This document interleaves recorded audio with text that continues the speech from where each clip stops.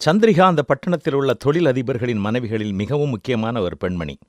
இவளைப் போல தொழிலதிபர்களினுடைய மனைவிகளை எங்கேயாவது மொத்தமாக அழைத்து சென்று அவர்களுக்கு பயனுள்ள ஒரு கருத்தரங்கு நடத்த வேண்டும் என்பது நீண்ட நாட்களாக அவளுடைய உள்ளத்தில் இருந்த ஒரு பாரம். என்றாலும் அந்த நாளின் செலவுகள் அனைத்தையும் அவர்களிடம் கேட்காமல் அதை தானே கண்டுபிடிக்க வேண்டும் என்பதை குறித்து திட்டமாயிருந்தாள். என்றாலும் யார் யாரிடம் போய் எப்படி கேட்பது, எவ்வளவு கேட்பது என்பதை குறித்து குழப்பத்துடனே நீண்ட நாட்கள் இருந்துவிட்டாள்.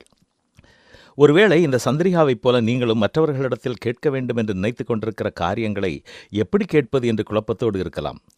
ஒருவேளை உங்கள் முதலாளியிடம் சம்பள உயர்வுக்காக நீங்கள் கேட்க வேண்டும் என்று யோசித்துக் கொண்டிருக்கலாம். அல்லது பக்கத்து வீட்டு நாய் அடிக்கடி குறைப்பதால் உங்கள் வயதான பெற்றோர் படும் பாடுகளை எப்படி யாரிடம் கூறுவது, அதற்கு எப்படி தீர்வு காணலாம் என்று யோசித்துக் கொண்டிருக்கலாம். அல்லது உங்களோடு சில நாட்களாக பேசாமல் இருக்கும் உங்கள் கணவனிடத்தில் அல்லது மனைவியினிடத்தில் எப்படி மன்னிப்பு கேட்பது என்று குழம்பிக் கொண்டிருக்கலாம். இதையெல்லாம் நான் கேட்டால் அவர்கள் என்ன நினைப்பார்கள் என்று குழம்பிக் கொண்டிருக்கலாம். ஆனால் கர்த்தரிடத்தில் உங்கள் தேவையை நீங்கள் எடுத்துச் செல்ல நீங்கள் குழப்பமடைய தேவையில்லை.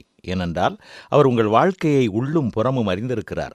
கடந்த நாட்களில் உங்கள் வாழ்க்கையில் நடந்த அனைத்தும் அவருக்கு தெரியும். எதிர்காலத்தில் நீங்கள் எதை திட்டமிட்டுக் கொண்டிருக்கிறீர்கள் என்பதும் அவருக்கு தெரியும்.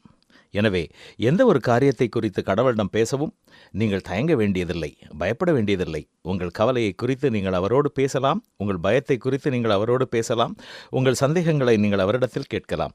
உங்களுக்கு வரும் சோதனைகளை குறித்து நீங்கள் அவரோடு பேசலாம், உங்கள் தேவைகளை குறித்து அவரோடு நீங்கள் பேசலாம். கேளுங்கள், அப்பொழுது உங்கள் சந்தோஷம் நிறைவாய் இருக்கும்படிக்கு நீங்கள் பெற்றுக்கொள்வீர்கள் என்றுதான் நம் கடவுளை குறித்து பரிசுத்த வேதம் கூறுகிறது. அவரை பற்றும் விசுவாசத்தால் அவருக்குள் நமக்கு தைரியமும் திடநம்பிக்கையோடே தேவனிடத்தில் சேரும் ஸ்லாக்கியமும் உண்டாகியிருக்கிறது. நாமும் விசுவாசத்தோடும் தைரியத்தோடும் நம்பிக்கையோடும் கடவுளிடம் பேசுவோமா?